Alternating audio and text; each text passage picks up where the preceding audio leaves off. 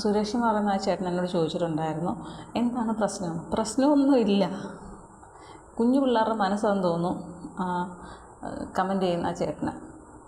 അപ്പം പുള്ളിക്ക് തൊട്ടതിനും പിടിച്ചതിനും എല്ലാം അങ്ങ് പിണക്കാണ്, അത്രേ ഉള്ളൂ. ഞാൻ നല്ലതെന്ന് ഉദ്ദേശിച്ച് പറയുന്നത് പുള്ളിക്കത് ഫീൽ ചെയ്യാണ്. പുള്ളിക്ക് ഇനി ആത്മാർത്ഥത കൂടിയതിൻ്റെ പ്രശ്നമാണോ മറ്റെന്തെങ്കിലും ആണോ എന്ന് എനിക്കറിയില്ല. ഞാൻ എത്ര പ്രാവശ്യം ഒരു കാര്യം പറഞ്ഞാലും പുള്ളി പിന്നെയും അവിടെ തന്നെ എന്നാണ് അവസാനിക്കുന്നത്. അത് ഈ എന്താണ് പറയുക, ലോല മനസ്സ് അല്ലെങ്കിൽ കൊച്ചു പിള്ളേർ മനസ്സെന്നല്ല, തൊട്ടാവാടി മനസ്സ് എന്നൊക്കെ പറയുന്ന പോലെയാണ്.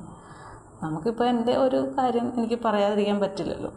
കാരണം ഇന്ന് നമ്മൾ വലിയ കാര്യമായിട്ട് ഒരാൾ സംസാരിക്കുന്നു, നാളെ അത് കേട്ടിട്ട് മറ്റൊരാളും അതുപോലൊക്കെ എന്നെ എന്താണ് സ്നേഹക്കൂടുതൽ കൊണ്ട് വിളിക്കാൻ ശ്രമിക്കുമ്പോൾ എനിക്കെന്തോ ഇറിറ്റേഷനാണ്.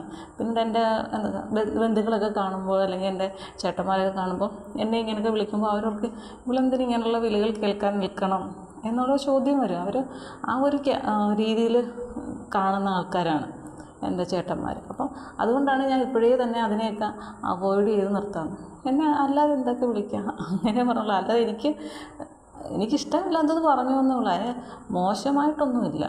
ഇപ്പം നിങ്ങളെ ഒരാൾ പറയണം എടാന്ന് വിളിക്കുമ്പം പറയണം ഇത് എന്നെ എടാ എന്ന് വിളിക്കരുത് എന്ന് പറയുന്നത് എന്താണ്, ആ വിളി കേൾക്കാൻ ഇഷ്ടമില്ല എന്നേ ഉള്ളൂ. അല്ലാതെ വേറെ എന്തൊക്കെ വിളിക്കാം, അത്രയേ ഉള്ളൂ. അല്ല അതിനകത്ത് പ്രശ്നങ്ങളും കാര്യങ്ങളും ഒന്നുമില്ല. അതിപ്പം എനിക്ക് സത്യം പറഞ്ഞു കഴിഞ്ഞാൽ ഒരിക്കലും ഇപ്പം പുള്ളി എനിക്കിനി കമൻസ് അയച്ചില്ലെങ്കിലും ഒന്നും പറഞ്ഞില്ലെങ്കിലും എന്തായാലും എൻ്റെ മനസ്സിൽ എനിക്ക് ആദ്യമായിട്ട് കമൻറ്റ് ചെയ്ത ആളെന്നുള്ള ഒരു സ്ഥാനം പുള്ളിക്ക് എന്തായാലും ഉണ്ടാവും. കാരണം എപ്പോഴായാലും എൻ്റെ വീഡിയോ ഇട്ട് കഴിഞ്ഞാൽ നല്ലൊരു പ്രതികരണം തരുന്നതും സുഖമാണോ ഫുഡ് കഴിച്ചോ എന്നൊക്കെ ചോദിക്കുന്നതുമൊക്കെ പുള്ളിക്കാരനാണ്. അപ്പോൾ ആ ഒരു സ്നേഹം എന്തായാലും എനിക്കുണ്ടാവും. എൻ്റെ മനസ്സിലെന്താണ് ഉള്ളതെന്ന് എനിക്ക് നന്നായിട്ടറിയാം. അദ്ദേഹം ഇനി എങ്ങനെയാണ് സ്വഭാവം നമുക്കറിയില്ലല്ലോ. എങ്കിലും ഞാൻ അറിഞ്ഞിടത്തോളം ഇങ്ങനെ തൊട്ടാവാടിയെ പോലെ ഇരിക്കേണ്ട കാര്യമൊന്നുമില്ല. നമ്മളൊരു കാര്യം ഒരാൾ പറഞ്ഞു കഴിഞ്ഞാൽ അതിനെ ഉൾക്കൊള്ളുക എന്നുള്ളതാണ് ആദ്യം ശ്രമിക്കേണ്ടത്. അത് ഉൾക്കൊള്ളാൻ പറ്റിയില്ലെങ്കിൽ അത് നമ്മുടെ മനസ്സിൻ്റെ ഒരു പ്രശ്നമാണ്. ഇതിപ്പോൾ ചെറിയൊരു കാര്യത്തിന് ഇങ്ങനെയാണെങ്കിൽ മറ്റുള്ളവരൊക്കെ എന്തെങ്കിലുമൊക്കെ പറയുകയൊക്കെ ചെയ്ത് വലിയ വലിയ കാര്യങ്ങളുണ്ടായാൽ എങ്ങനെ തരണം ചെയ്യും?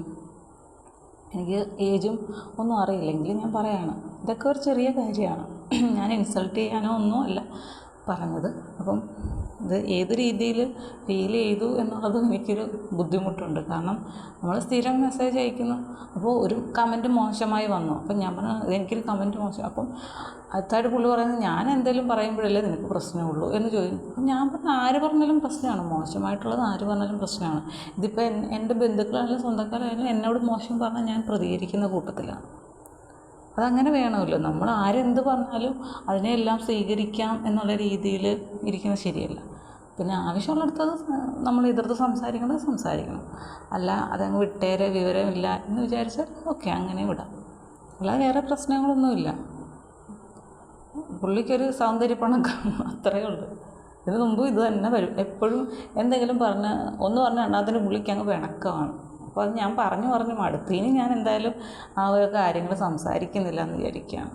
പുള്ളിക്ക് ഇഷ്ടമുള്ളതുപോലെ ചിന്തിക്കുക പ്രവർത്തിക്കുക ചെയ്യട്ടെ, അത് അദ്ദേഹത്തിൻ്റെ ഇഷ്ടമാണല്ലോ. ഞാൻ എന്തായാലും അദ്ദേഹത്തിനൊരു സ്ഥാനം കൊടുത്തിട്ടുണ്ട്.